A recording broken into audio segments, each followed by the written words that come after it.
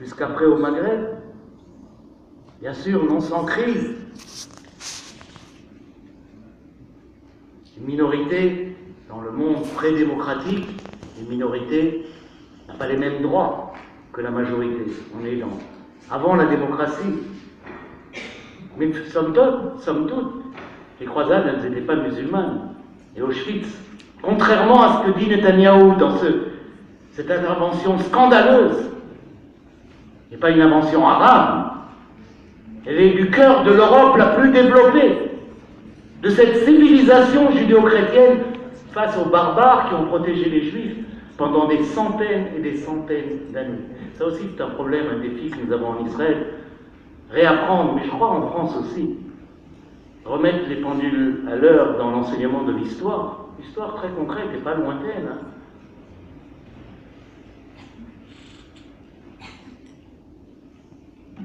Après la fin du conflit entre Est et Ouest, nous avons un conflit, je dirais Nord-Sud. Un conflit qui est préparé, idéologisé. La civilisation contre la barbarie. Alors comment elle s'appelait la barbarie chez les néoconservateurs? Et je ne fais pas d'histoire ici, je fais de l'actualité. On a d'abord dit le terrorisme international. D'ailleurs, je vous mets au défi, un seul discours, trouvez-moi un seul discours de Benjamin Netanyahou, un seul, y compris lorsqu'il marie sa nièce, où on fête l'anniversaire de sa femme, où le mot terrorisme n'apparaît pas. Il a inventé ça. Il n'a pas inventé dans le dictionnaire. Mais c'est lui qui a mis en valeur ce concept de terrorisme depuis les années 80 jusqu'à aujourd'hui, comme le concept agissant et explicateur de notre monde. Alors d'abord on disait le terrorisme international, qui menaçait les démocraties, puis on est passé au terrorisme islamiste, dans ce glissement sémantique, pour devenir finalement l'islam, la civilisation musulmane tout entière, comme menace civilisationnelle. Et hop, on est dans le choc des civilisations. Huntington, à nouveau, le père spirituel de Benjamin Netanyahou.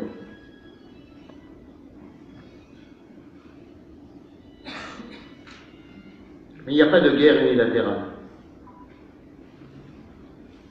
Et on ne peut pas bombarder la Syrie, la Libye, les pays d'Afrique, impunément. La riposte doit venir. Et elle est venue à Paris d'une façon spectaculaire, terrible, spectaculaire. Mais détacher les massacres de Paris et de Saint-Denis, détachés du contexte, détachés de la politique menée en particulier par François Hollande, détachés du rôle que s'est donné la France, qui en fait plus, beaucoup plus que les États-Unis aujourd'hui en termes de guerre globale. C'est non seulement refuser de comprendre, mais c'est aussi refuser de se donner les moyens pour qu'il n'y ait pas une autre. Et il y en aura.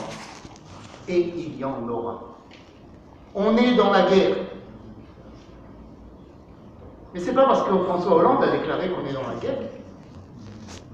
On est dans la guerre depuis des années et des années.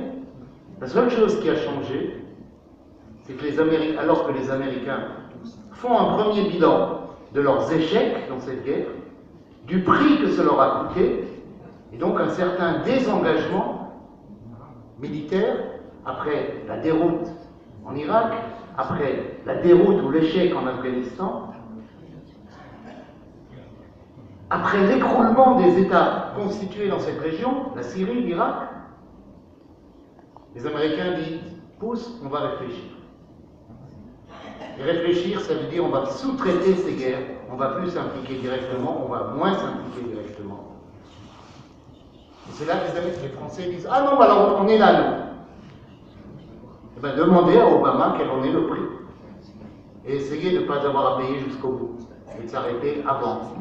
Et ça, c'est le rôle d'un grand mouvement pacifiste anti-guerre qui devrait se réallumer en France, et qui n'est pas là parce qu'on est encore, peut-être plus que jamais, dans l'union sacrée, et la Marseillaise, et le drapeau tricolore, et tout le monde communie dans cette politique de guerre qui est celle qu'avait refusé Chirac. Et ça, il faut le reconnaître, de ne pas rentrer dans le choc des civilisations.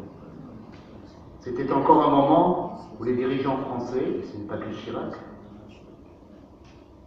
François Mitterrand, avaient tiré les leçons de l'échec des guerres coloniales françaises.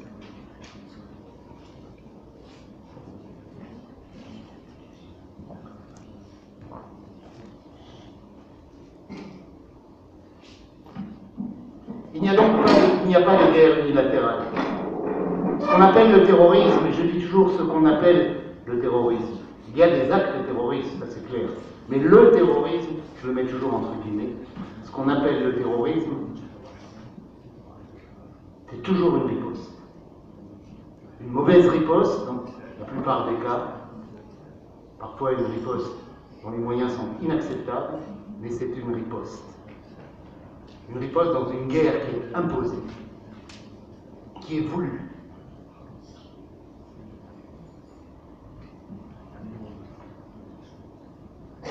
Ça c'est, nous sommes dans un moment charnière, j'ai dit au début. Ce moment charnière, il est dans le monde. Il est dans un monde où cette prophétie du choc des civilisations se réalise, où le monde se divise, et dans chaque pays, vous allez le connaître. Ah oui, il y a une grande indignation face au massacre de Paris et de Saint-Denis. Grande indignation. Mais ça ne prendra pas longtemps que des jeunes Français s'inspireront d'autres jeunes Français continueront à s'inspirer et traduiront par des méthodes barbares leur exclusion, leur discrimination, leur recherche de dignité. Nous sommes dans un moment charnière aussi en Palestine.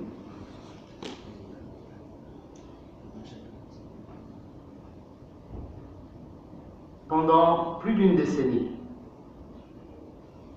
le peuple palestinien, la jeunesse palestinienne,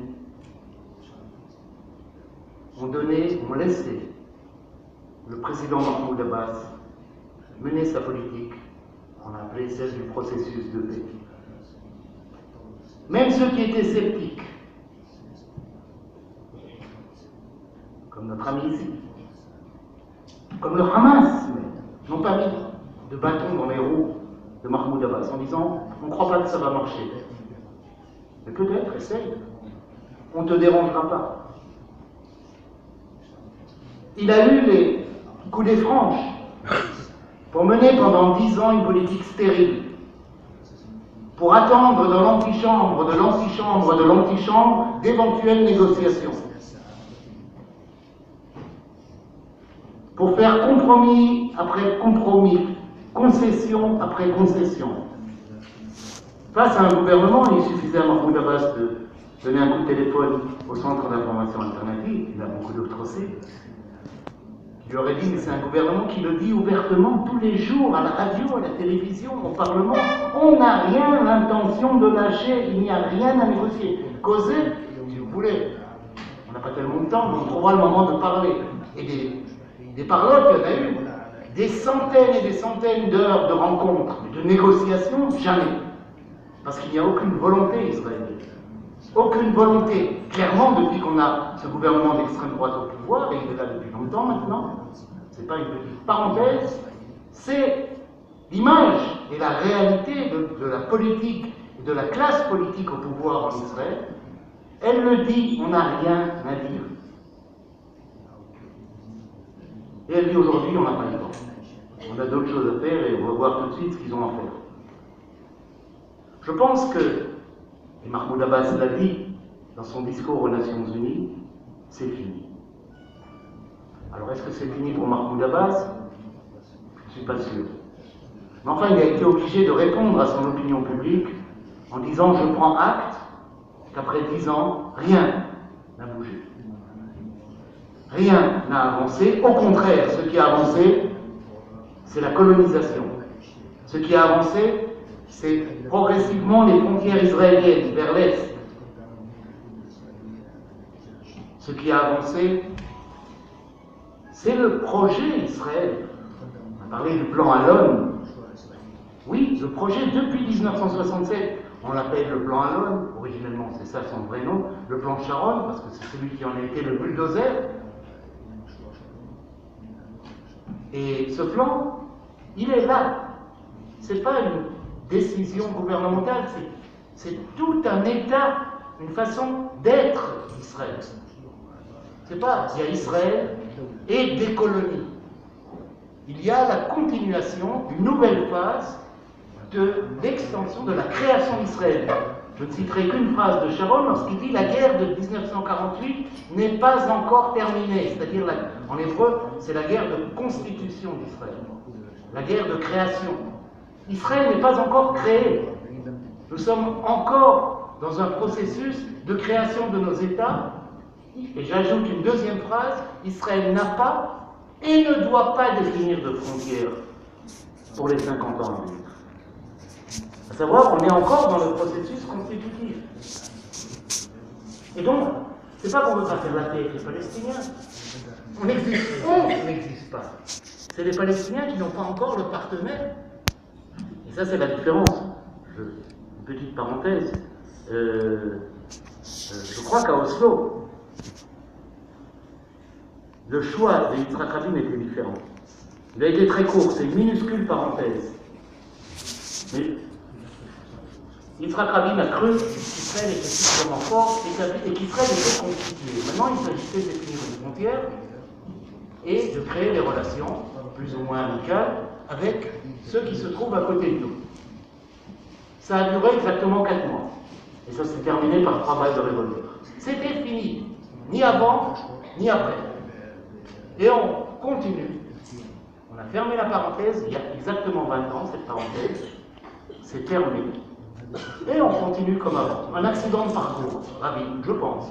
Alors on peut discuter, les historiens en discutent, les copains, camarades militants, on en discute. Est-ce que vraiment, ou c'était encore un truc de Rabin, encore une saloperie maligne pour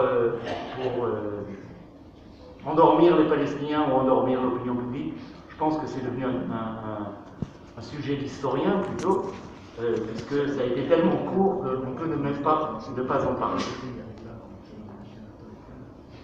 Alors, je dis qu'on est à un moment charnière parce que c'est la fin du crédit de Mahmoud Abbas. C'est comme s'il avait un crédit à la banque et son opinion publique, le peuple palestinien, a dit tous, et je répète, le Hamas y compris, vas-y. Si tu nous ramènes un État, ben tant mieux. Mais nous, on n'y croit pas tellement. Mais vas-y. Après 10 ans, une dizaine d'années, il vient aux Nations Unies, il vient surtout devant son peuple, et il leur dit l'évidence. Ça n'a pas marché. Et il a dit, Oslo est mort. Oslo a été tué par les Israéliens. Et c'est bon.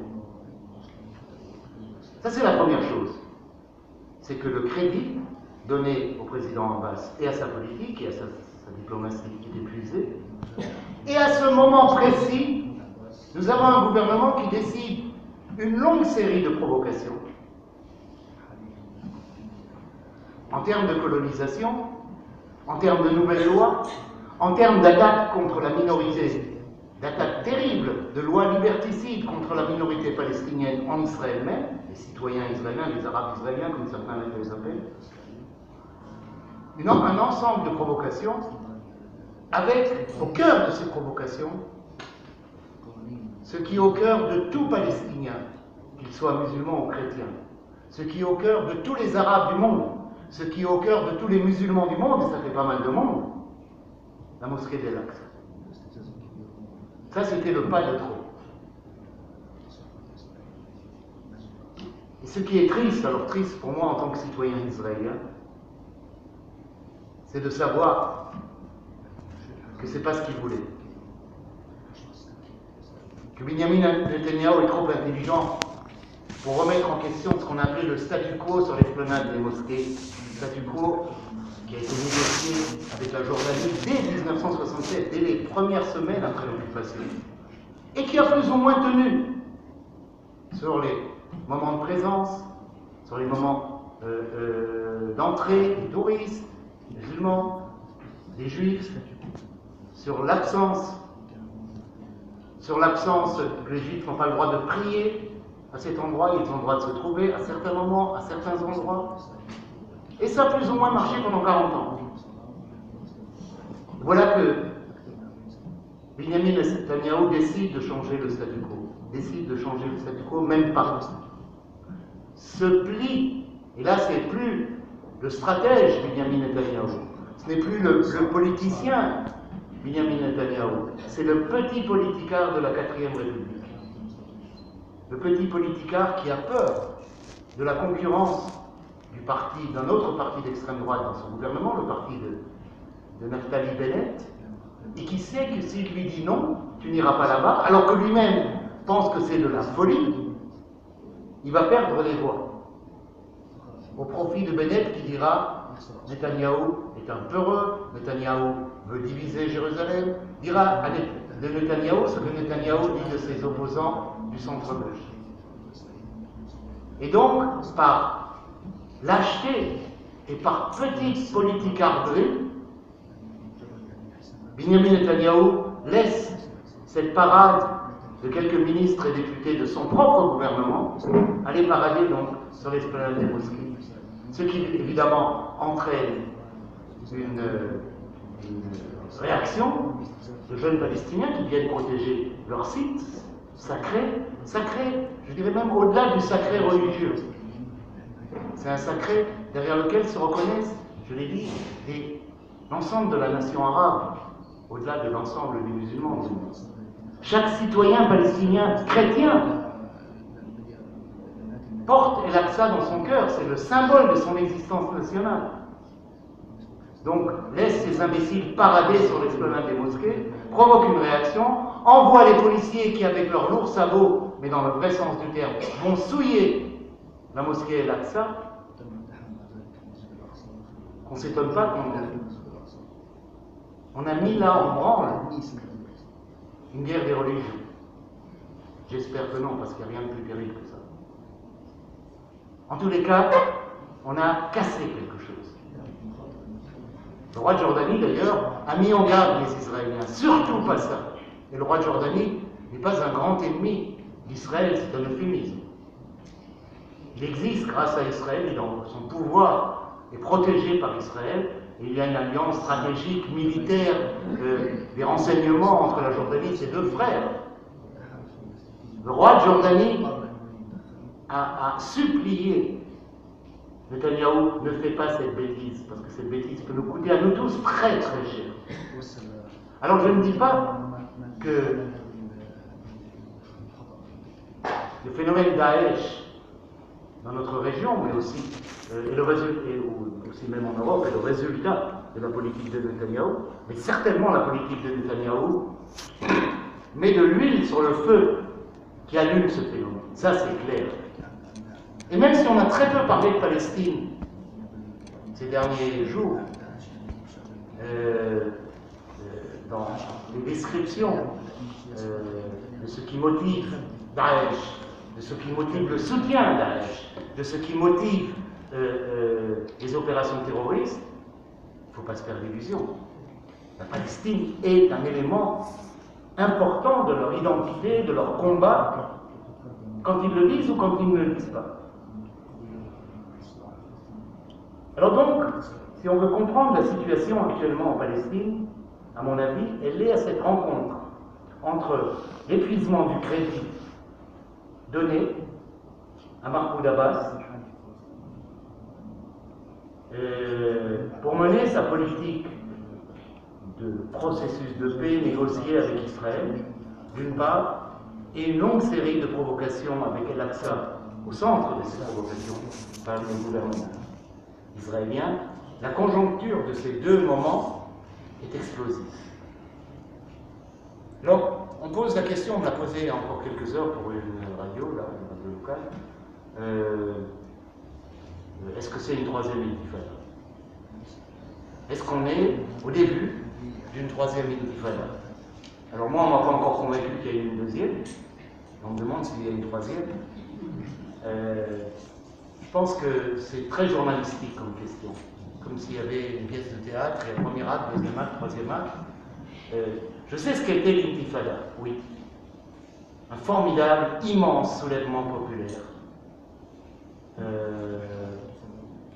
Long, qui s'est exprimé par une grève générale, par des initiatives qu'on a vues, Betsahour par exemple, où les femmes ont joué un rôle d'avant-garde souvent, un vrai mouvement populaire. Et un mouvement populaire qui, en tant que mouvement, a gagné, mais dont on a confisqué, et là je suis entièrement d'accord avec mon prédécesseur, qui a été entièrement gaspillé par la direction de l'OLP, qu'on a vite ramené dans son pays, qu'on a amené dans son pays pour calmer le jeu et négocier quelque chose. C'est ce qu'on appelle les accords d'Oslo. Je ne vais pas faire le procès d'Yasser Arafat, loin de là. Mais là, il y a eu un choix israélien très clair, le choix de Yitzhak Rabin. On fait revenir Arafat. C'est mieux que cette dynamique. Yasser Arafat, l'appareil de l'OLP, c'est un interlocuteur. Un ennemi, mais un interlocuteur. Le mouvement populaire, c'est quelque chose d'amorphe qui fait toujours peur aux dominants, toujours, et certainement à une conception militaire de la domination. C'est le moment où les peuples disent on n'a plus peur. Et ça me ramène à l'actualité. On n'a plus peur. Alors je ne sais pas si les Palestiniens n'ont plus peur, mais je sais une chose, et je l'ai entendu de la bouche d'une étudiante de l'université de Bethléem il y a quelques semaines,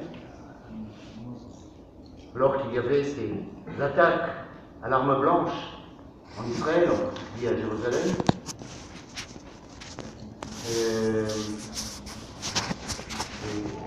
J'avais une rencontre avec des étudiants.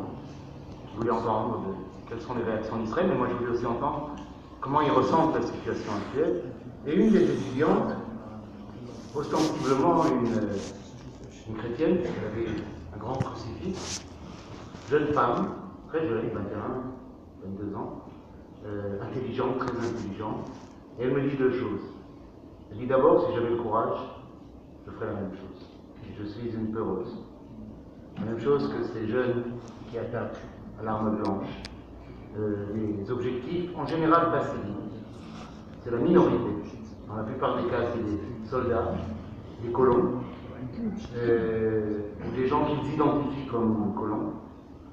Elle dit, si j'avais le courage, je ferais la même chose, mais je ne suis pas courageux. Mais elle dit une deuxième chose.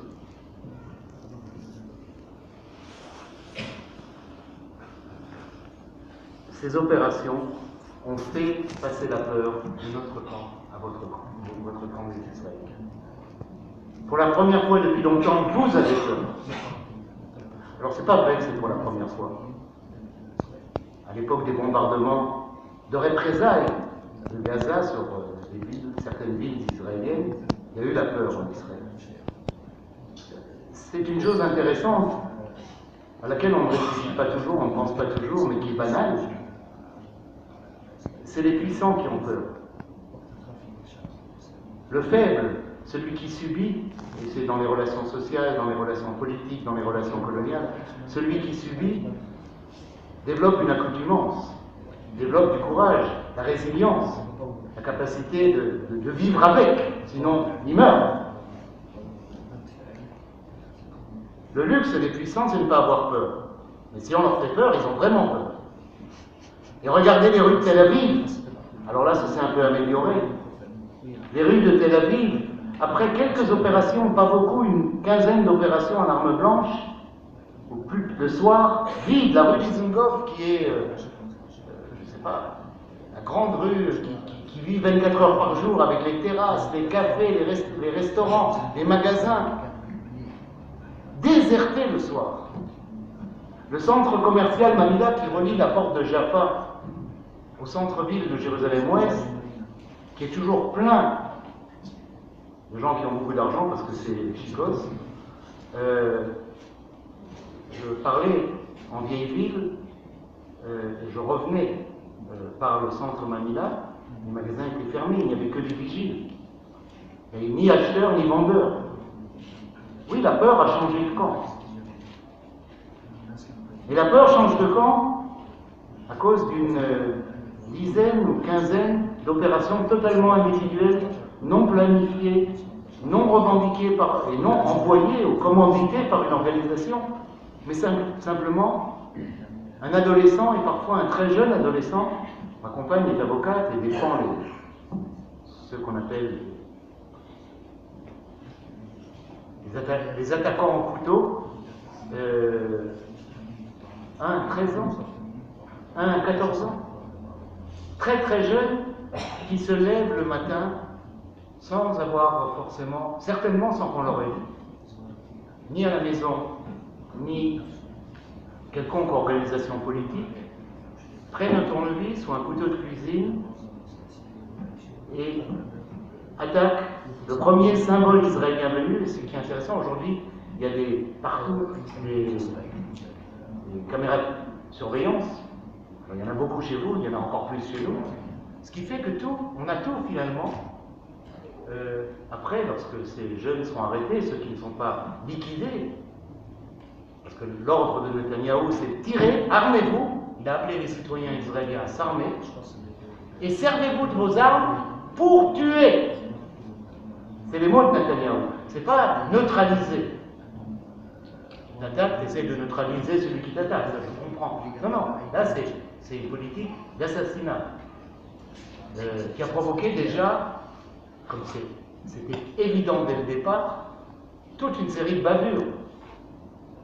Des policiers qui tirent sur des policiers israéliens sur des policiers israéliens, des balles perdues, des Israéliens qui sont blessés par des balles israéliennes, et le pire, le lynchage à mort d'un réfugié érythréen qu'on a pris, malheureusement, par erreur, pour un arabe. Comme si c'était un arabe, on avait le droit de lyncher. C'est ça qui me fait toujours m'interpeller.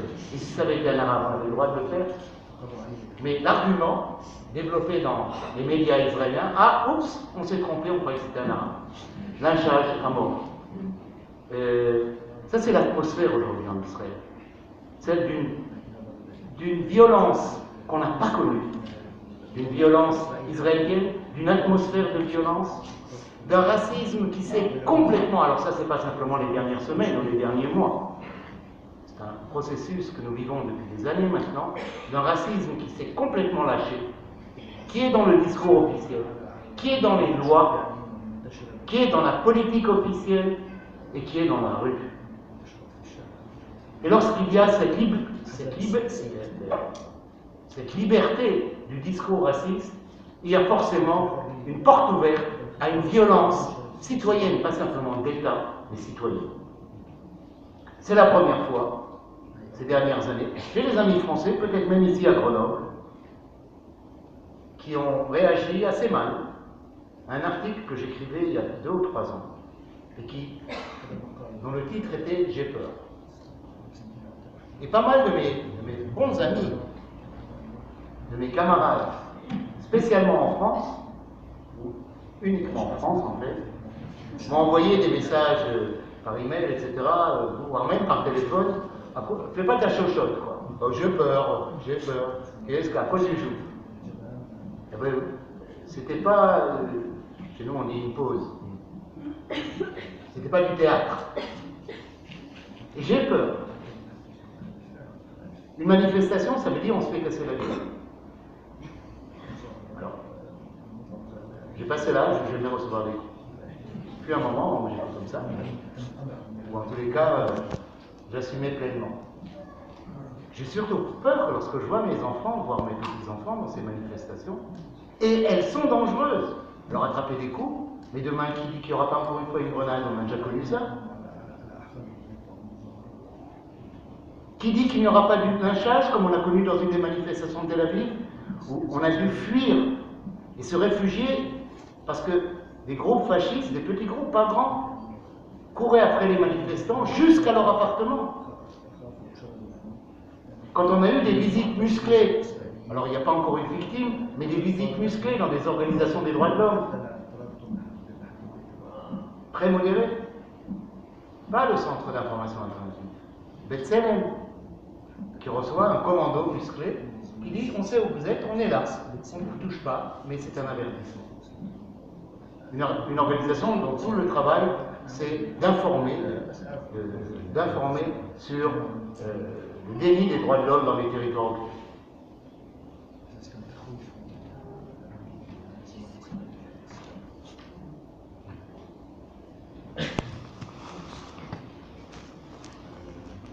Alors, Netanyahou nous fait rire lorsqu'il dit à François Hollande, il y a une semaine, il y a quelques jours, deux choses. Une chose, il ne dit pas François Hollande, mais on le dit dans les médias, beaucoup de députés du parti de Netanyahou le disent à voix haute, on ironise sur la France. Ah, c'est bien fait, enfin, quasiment c'est bien fait pour vous.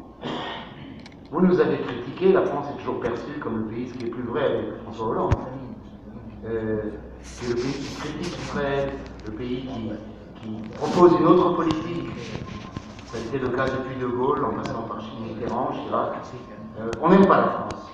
Mais alors quand la France attrape une raclée, et c'est le cas maintenant, on ne retient pas son sourire en disant enfin vous comprenez. Et c'est le discours de Netanyahou. Enfin, mais la France va comprendre ce que nous vivons, nous subissons depuis longtemps. Et nous sommes prêts à lui à aider et à donner des conseils comment on protège la sécurité. J'attendais quand même, alors pas de François Hollande, mais d'autres dirigeants politiques, de dire, pour l'instant, ça ne fait pas ses preuves. Si vous êtes terrorisé par des jeunes adolescents avec un tournevis ou un couteau de cuisine, c'est que votre politique de sécurité n'est pas 100% efficace, c'est pas forcément un exemple. Alors, moi j'ai un conseil, il ne me le demandera pas, mais j'ai un conseil à proposer à Benjamin Netanyahou, et en tous les cas à tous mes concitoyens. Jusqu'à présent, Israël a été épargné par le Daesh.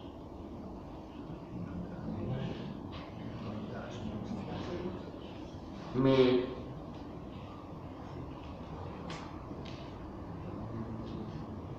leur détermination et la publicité qu'ils ont eue ces derniers jours, en frappant au cœur de l'Europe et de la France, risque d'inspirer des jeunes Palestiniens qui n'ont absolument aucune perspective devant eux, ni perspective politique. Je dis, le crédit du processus de paix est définitivement fermé, ni même de perspective individuelle d'une vie meilleure. Ce qu'ils ont cru avoir à l'époque, par exemple, du Premier ministre Sayad. Et là, si des jeunes Palestiniens, et moi je crois que ça nous pend au nez, décident de s'inspirer de l'exemple des attentats à Paris, en France, en Europe, il ne sera plus confronté à des attaques à l'arme blanche et au tournevis.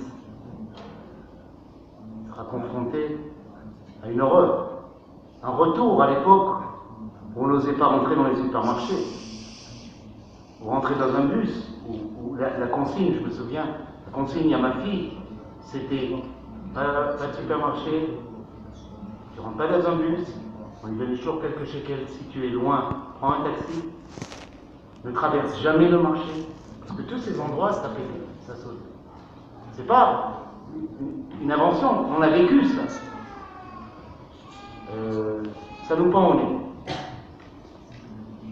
Alors un dernier mot qui vous concerne vous.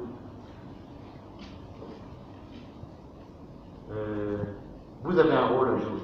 Les Palestiniens jouent leur rôle, le jouent avec énormément de détermination, même s'ils ont subi des coups terribles Et ils sont dans une phase, à mon avis, on peut en débattre, mais je pense dans une phase de récupération, où on récupère ses forces, après le massacre de ce qu'on a appelé la deuxième intifada, la reconquête, avec Dieu, c'est pas la deuxième intifada, c'est la reconquête, par Sharon et par Ehud Barak et Sharon, la reconquête de ce qu'on avait perdu, entre guillemets, à Oslo, le peu que les Palestiniens avaient été concédés aux Palestiniens en termes d'autonomie, en termes symboliques, tout casser, tout reprendre.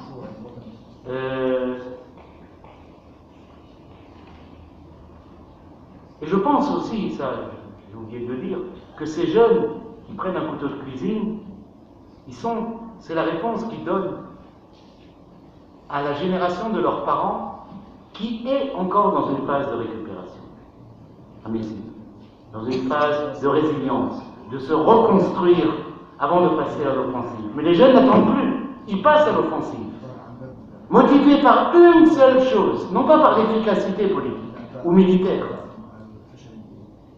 pragmatique, par l'expression de la dignité. On n'est pas des moutons. On n'accepte pas.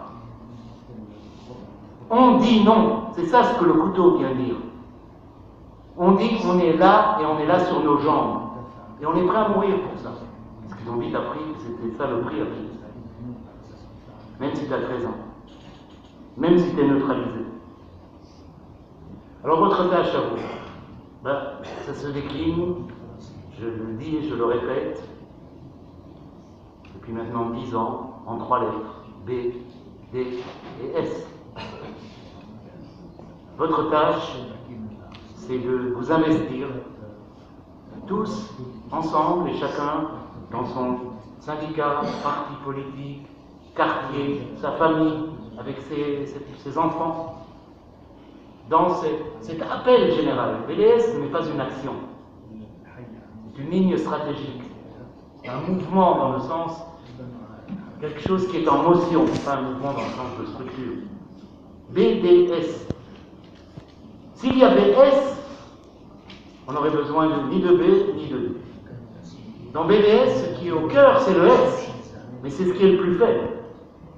C'est que des sanctions internationales, des pressions internationales, des boycotts des nations, des peuples, des États, de l'Union européenne, des Nations unies, de l'UNESCO, sanctionner Israël pour la forcer, si elle veut rejoindre le concert des nations civilisées, de plus être un État voyou, dire vous êtes un État voyou et on vous sanctionne en tant que tel. S'il y avait S, je dirais on aurait gagné. C'est les derniers 10 années. Mais on est sur la bonne voie, on est sur la voie, vraiment le dernier chapitre. Mais il n'y a pas de S. Les pressions, les sanctions internationales sont ridiculement nulles. Et en particulier lorsqu'on parle du monde arabe. Ça, il faut le dire. Qui négocie, qui fait du business, parfois même tout à fait ouvertement.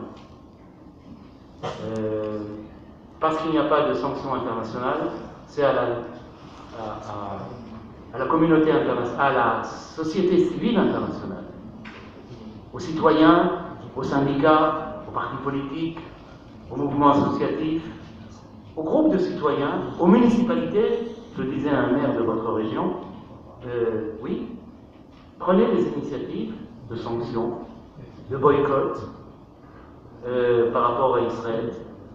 Je ne crois pas que le boycott aujourd'hui va casser les reins à l'économie israélienne, qui est une économie prospère. Et c'est pas en réduisant le nombre d'avocats ou d'oranges vendus qu'on va casser les reins de l'économie israélienne. L'économie israélienne, c'est le high-tech, c'est les marchands d'armes, c'est tout le complexe militaro-industriel. Et là, on n'a pas beaucoup d'impact. Ils n'ont pas de conscience, ces gens-là. On ne va pas leur dire c'est pas joli. Et on ne peut même pas boycotter leur truc, c'est pas nous qui l'achetons. Voire c'est même pas nous qui le créons, si ce n'est indirectement. Et donc, mais parce qu'il n'y a pas de S, il y a une nécessité d'une action citoyenne permanente comme message, et un message qui est entendu 5 sur 5 par Israël. Par l'opinion publique israélienne, et par le gouvernement israélien.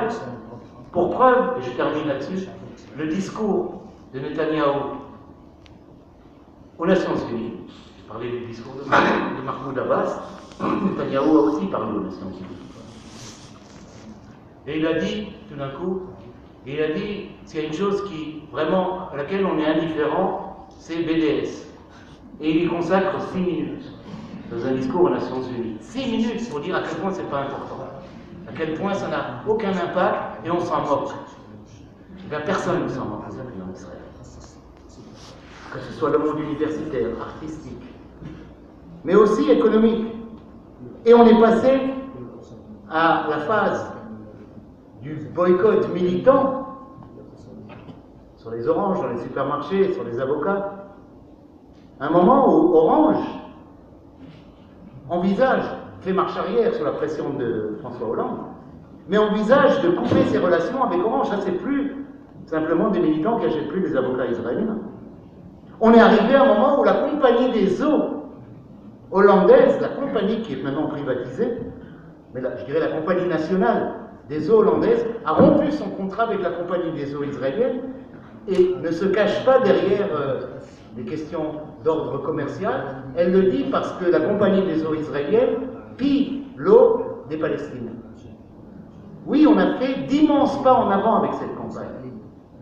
On touche maintenant, je dirais, une ligue supérieure. Et donc, ce n'est pas le moment de lâcher. Au contraire, plus que jamais, une action politique sur les élus, sur les gouvernements, sur les institutions, pour des sanctions, et en attendant, et parallèlement, mener des actions citoyennes qui entraînent, je dirais, des forces de plus en plus grandes dans ce combat. 10 ans après l'appel, il y a exactement 10 ans, l'appel avait été lancé par le peuple palestinien et ses institutions. Je crois qu'on a fait un chemin énorme, et c'est le moment d'aller encore plus vite et encore plus loin. Merci.